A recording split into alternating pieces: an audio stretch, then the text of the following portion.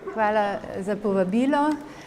Spoštovani udeleženci šole, jaz bom povedala nekaj stvari, ki ste jih že slišali, pa tudi verjetno upam, da nekaj novih. Torej, kakšna naj bo sestava protibakterijskih cepiv? Sestava mora biti, je odvisna od povzročitelja in od njegovih za imunost pomembnih antigenov. Se pravi, cepivo mora vsebovati specifične za imunost pomembne antigene tega povzročitelja. Kot veste, bakterijski povzročitelji bolezni lahko vsebujejo zelo različne antigene, od fimbrijskih adhezinov do flagelov, do kapsule, do antigena je tudi celična stena, antigeni so encimi, toksini, ki jih bakterije tvorijo in tako naprej. Se pravi, cela vrsta antigenov, vendar pa ni nujno, da cepivo pravzaprav vsebuje vse te antigene, ne? Cepivo lahko pravzaprav v nekaterih primerih vsebuje samo en antigen, kot je recimo v primeru davice ali pa tetanusa. No, pomembno je tudi to, da posamezen antigen antigenska molekula ima pa lahko več epitopov. Se pravi, da mi lahko nekemu antigenu, nek epitop, ki je recimo odgovoren za toksičnost, oslabimo, še vedno pa ostanejo ostali epitopi in na tak način lahko recimo izdelamo oslabljeni in aktivirani toksin, ki je zelo učinkovito cepivo. Se pravi, ni več toksičen, še vedno pa je močno imunogen. No, še enkrat razdelitev cepiv, ki so jih omenjali že prejšnji predavatelji. Torej, cepivo so lahko inaktivirane bakterije ali njihove podenote. Takšne podenote so recimo toksoidi, ki so inaktivirani toksini. To so v bistvu proteini, ki so močno imunogeni. Narejeni so pa tako, kot sem že omenila, da se toksinu uniči toksični del molekule, ohrani pa se imunogeni del molekule. No, ti toksoidi, ker so proteini, so močno imunogeni, ker spodbujajo B in T celični imunski odziv. Taka primera sta recimo cepivi proti davici in proti tetanusu. Potem možno je uporabljati mrtve cele bakterije oziroma njihove proteinske podenote. Taka cepiva so recimo cepiva proti oslovskemu kašlju. In so tudi dobro, nekatera od njih so dobro, nekatera pa slabše imunogena, o tem bom še več povedala kasneje. No, podenote so pa pravzaprav tudi pri bakterijah, kjer je glavni virulentni dejavnik kapsula, kapsularni polisaharidi, ne? In ti kapsularni polisaharidi so pa slabše imunogeni, ker spodbujajo samo B celični imunski odziv, zato jih v zadnjem času konjugirajo, vežejo na proteine, s tem pravzaprav povečajo njihovo imunogenost, ker se na tak način potem sproži B in T celični odziv. No, se pravi, to, kar sem vam zdaj govorila, so bile samo inaktivirane bakterije ali pa njihove podenote. Možno je uporabiti kot cepivo tudi žive oslabljene bakterije proti nekaterim povzročiteljem. Tukaj prednosti živih oslabljenih cepiv so te, da sprožijo zelo močan imunski odziv, preprečijo tudi naselitev povzročitelja na cepljeni osebi, hkrati pa imajo tudi nekaj slabih lastnosti, namreč v cepljeni osebi se tudi razmnožujejo in niso primerna za imunsko oslabele osebe, ne, ker se pri njih lahko potem povzročijo razširjeno okužbo. Torej, katera cepiva uporabljamo proti bakterijskim okužbam oziroma nalezljivim boleznim? Običajno cepimo proti boleznim, ki potekajo epidemično, se pravi, da se pojavljajo pri velikem številu ljudi, ki so zelo nalezljive, ali pa proti boleznim, ki imajo zelo težak potek. Cepimo običajno že dojenčke, preden pridejo v stik s patogenom, ne? In takrat, ko so že sposobni razviti ustrezni imunski odziv. Torej, v Sloveniji so nekatera cepljenja obvezna, imamo cepljenje proti davici, tetanusu, oslovskemu kašlju, hemofilusu influence tip B, se pravi kombinirano cepivo, kjer z kombinacijo različnih cepiv povečamo imunogenost. Poleg teh 4 bakterijskih povzročiteljev pa je na to cepivo vezano tudi cepivo proti virusom in aktivirano poliovirusno cepivo. Torej, s tem cepivom cepimo za primarno zaščito ali osnovno cepljenje pri 3, 4 in 6 mesecih. Zakaj pravzaprav uporabimo 3 doze, 3 zaporedne doze? Zato, da bolj spodbudimo imunski odziv. Vidite, da ko pride ta dojenček v stik z prvo dozo cepiva, se pravzaprav aktivirajo specifični B limfociti in tudi specifični T limfociti. Vendar je ta zaščita proti telesa, ki ob tem nastajajo, jih je zelo malo, imajo slabo afiniteto in tudi samo kratek čas so prisotna, ne. Zato je potrebno potem porabiti še drugo in tretjo dozo, da povečamo imunogenost in da pravzaprav povečamo imunski odziv. Na tak način pride potem do diferenciacije teh limfocitov B v plazmatke, ki najprej tvorijo IgM protitelesa, potem pa pride do protitelesnega preklopa in začnejo tvoriti veliko IgG protiteles. No, potem se tudi poveča afiniteta teh protiteles. No, in pri tem cepivu, ne, ki je obvezno, kjer je primarna zaščita, sestavljajo 3 doze, je potrebna potem še revakcinacija. S poživitvenimi oziroma booster dozami rečemo tudi temu.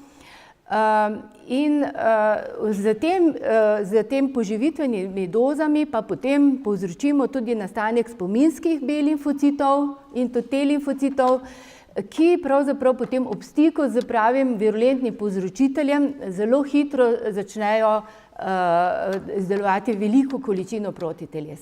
Se pravi, če uporabljamo inaktivirana cepiva ali pa njihove podenote, je potrebno osnovne cepljenje, sestavljeno iz več doz in potem še revakcinacija.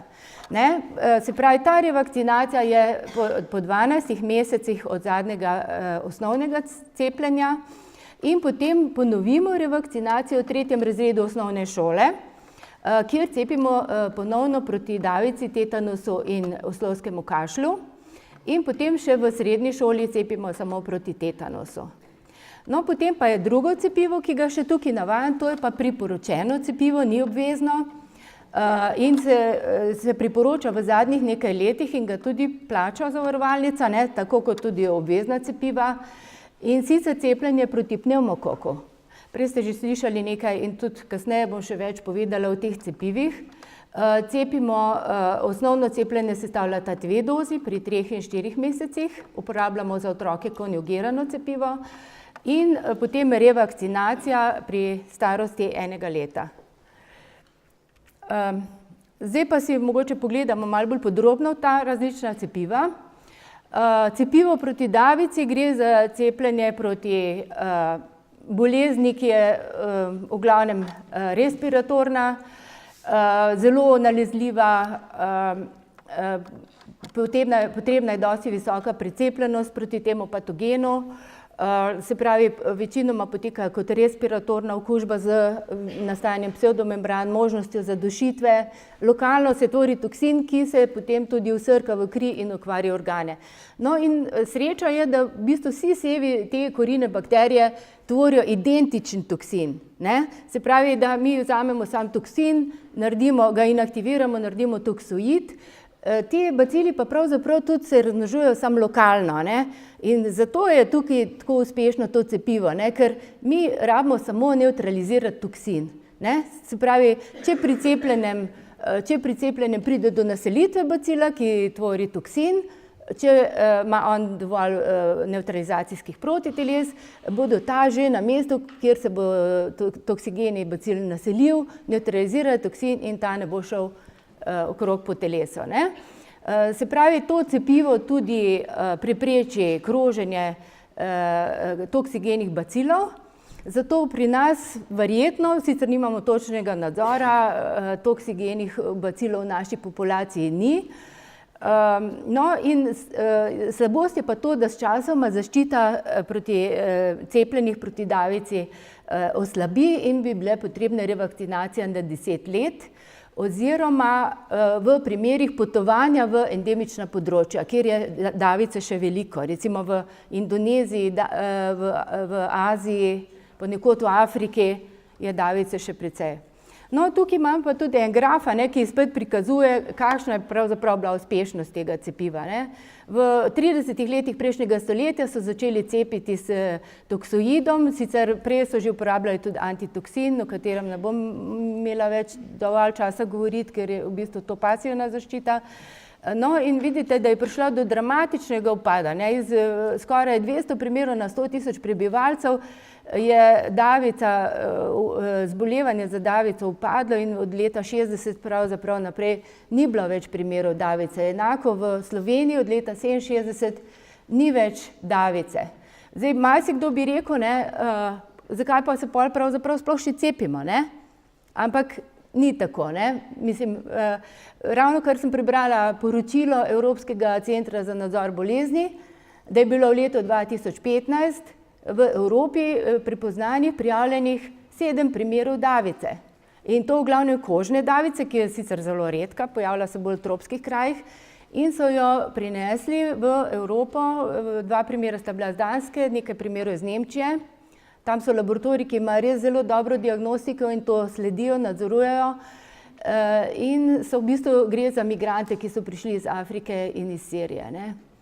Tako da še vedno potrebujemo precepljenost in seveda tudi pri teh migrantih je treba ugotoviti, kakšen je njihov status in jih po potrebi cepiti. Se pravi, davica je še prisotna, mogoče se vrača. No, potem drugi povzročitelj, Clostridium tetani, ki povzroča tetanos.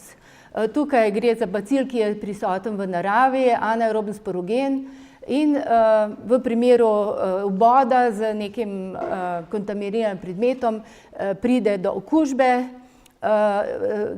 kjer v tej rani pride do germinacije bacilov, ki izločajo toksin, ki je nevrotoksin. No, in ta toksin počasi potuje po živcih ascendentno v centralni živčni sistem in pravzaprav povzroči neke spastične paralize. Tako da tudi tukaj imamo možnost, ker je v bistvu okužba lokalna, bacili niso invazivni, da s tem toksoidom preprečimo zbolevanje. Tudi tukaj dosežemo visoke koncentracije protiteles pri cepljenih populaciji, ampak zaščita s časoma slabi. Zato je potrebna spet revakcinacija na 10 let oziroma po poškodbi. No, in zaradi dolge inkubacije pa je možno tudi cepiti še takrat, ko je že nastopila poškodba in lahko damo kombinacijo toksoida in antitoksina in je možno, da preprečimo še kak primer tetanosa. No, vidite, kako je tudi to cepivo učinkovito. Vidite, to so ameriški podatki iz Ameriškega centra za nadzor bolezni. Od 600 primerov bolezni letno na minimalno število.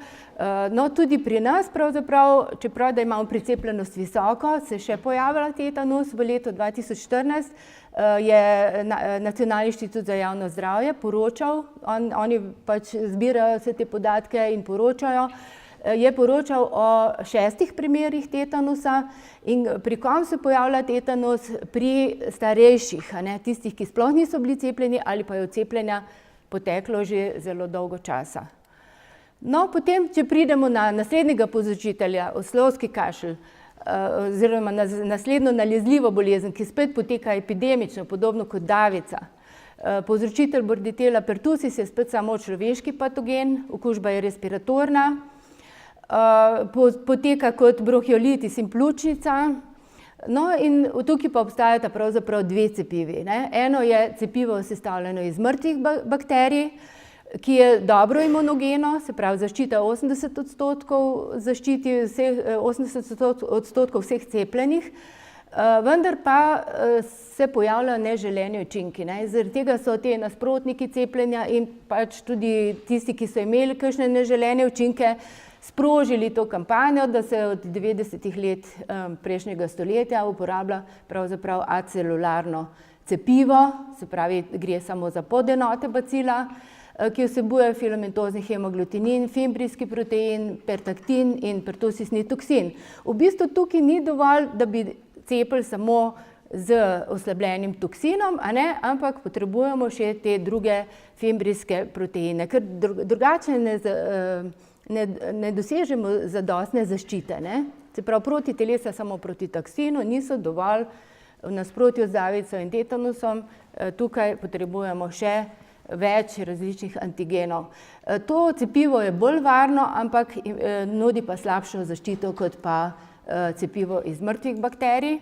Tako da se nobeno od teh cepiv ne ustavi kolonizacija in kroženje povzročiteljev v populaciji, tako da potekajo raziskave v smeri novih cepiv, bodisi živega oslabljenega bacila Bordetella pertussis ali pa acelularnega, ki bi mu dodali neke nove podenote. Ima ta bakterija še več drugih toksinov in tako naprej. Če bi dodali še kakšne podenote, bi mogoče dosegli boljšo imunogenost. No, še nekaj podatkov. V Sloveniji je bilo v letu 2014 po podatkih NIJZ 400 primerov oslovskega kašlja, se pravi, to gre v glavnem za otroško bolezen, nalezljivo bolezen, ampak v tem primeru zbolevajo zdaj tudi odrasli.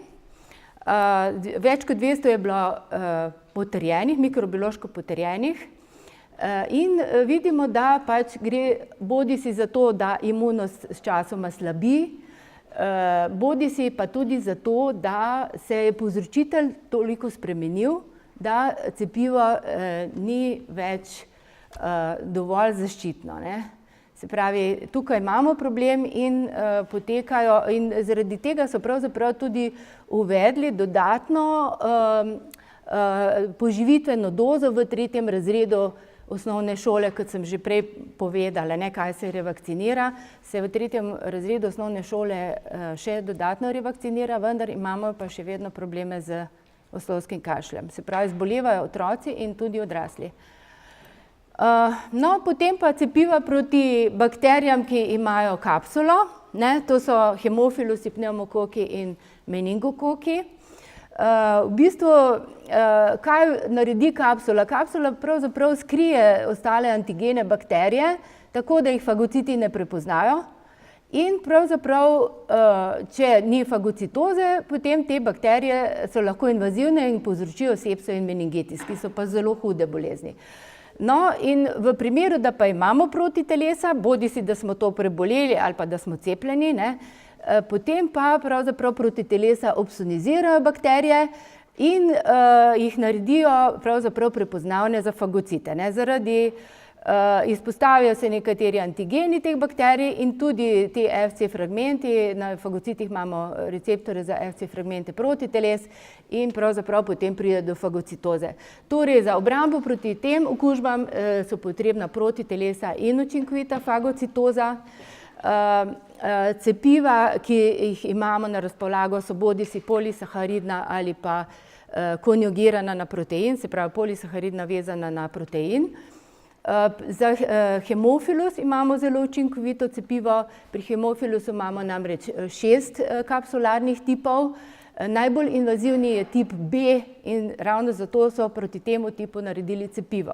To se pravi, to cepivo je konjugirano na proteine, ki so pravzaprav toksoidi davice in tetanusa, ker smo rekli, da imamo 5 različnih cepiv v tem kombiniranem cepivu in to hemofilus influenza B cepivo je pravzaprav konjugirano kar na tiste toksoide, ki so proteini. No, in vidite, da je zaščita zelo dobra, 90 do 98%. Se pravi, odkar smo začeli cepiti v letu 2000, se hemofilusni meningitis ne pojavlja več. Pojavljajo se še posamezni primeri invazivne bolezni, kot je bakteriemija oziroma sepsa, tako da smo imeli v letu 2014 prijavljenih 15 primerov invazivne hemofilusne bolezni, nobenega pa ni povzročil tip B, se pravi, so ga povzročili drugi tipi ali pa neenkapsulirani sevi. Pri osebah, ki so imunsko oslabljene, lahko pravzaprav invazivno okužbo povzročijo tudi neenkapsulirani sevi.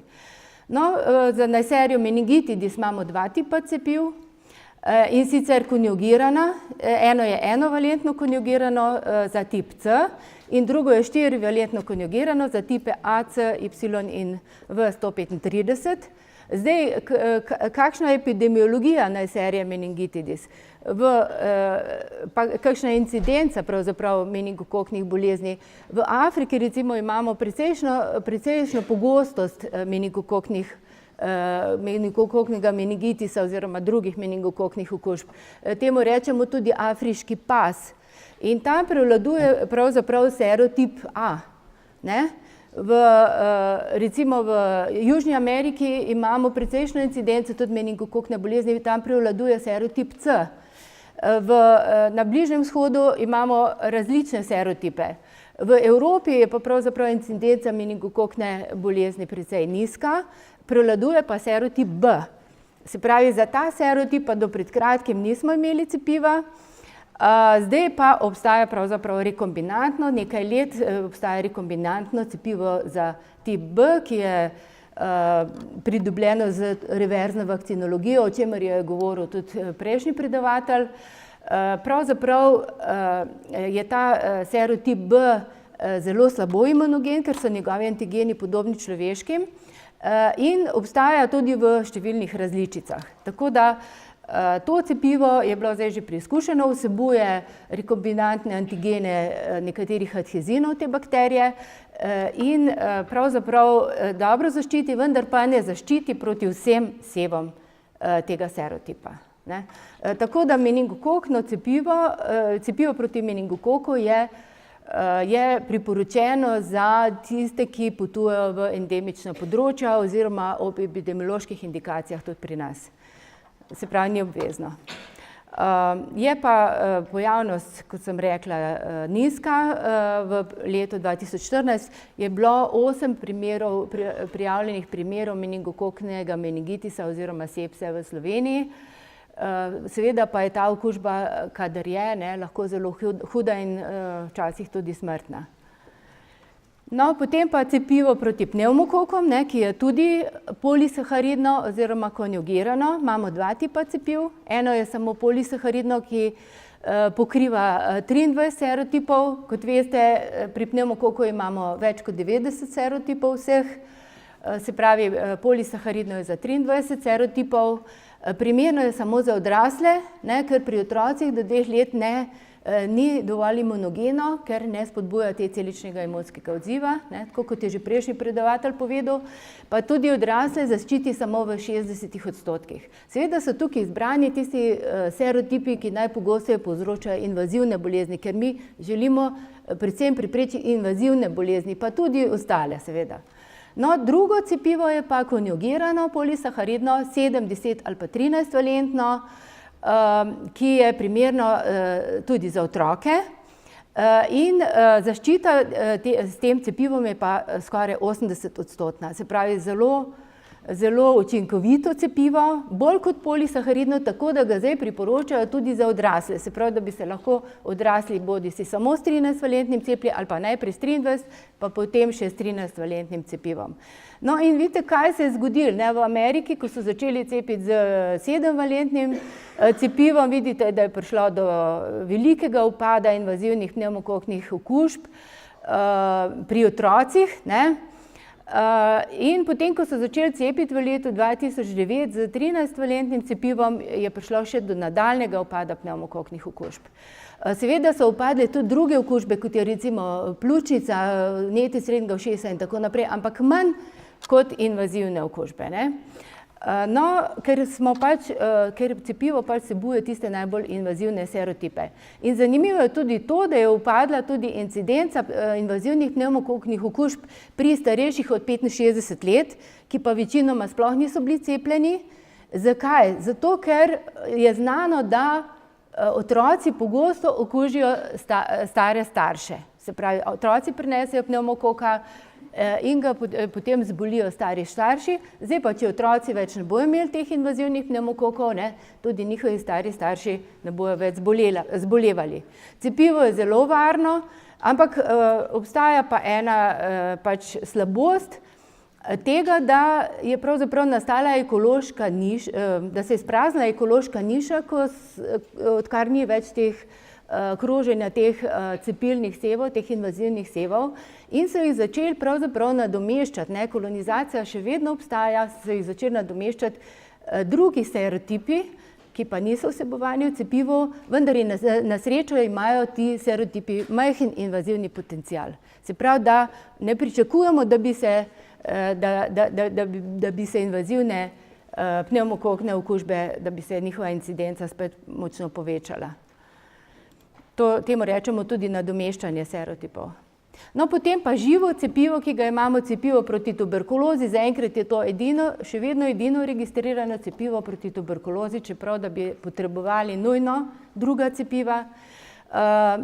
Gre za živi oslabljeni bacil goveje tuberkuloze ali BCG, ga tudi imenujemo, Mycobacterium bovis BCG. To cepivo otroke zaščiti pred okužbo v določeni meri, predvsem jih zaščiti pred invazivno okužbo, kot je recimo miliarna tuberkuloza ali pa tuberkulozni meningitis. Pri odraslih pa je zaščita manj učinkovita kot pri otrocih.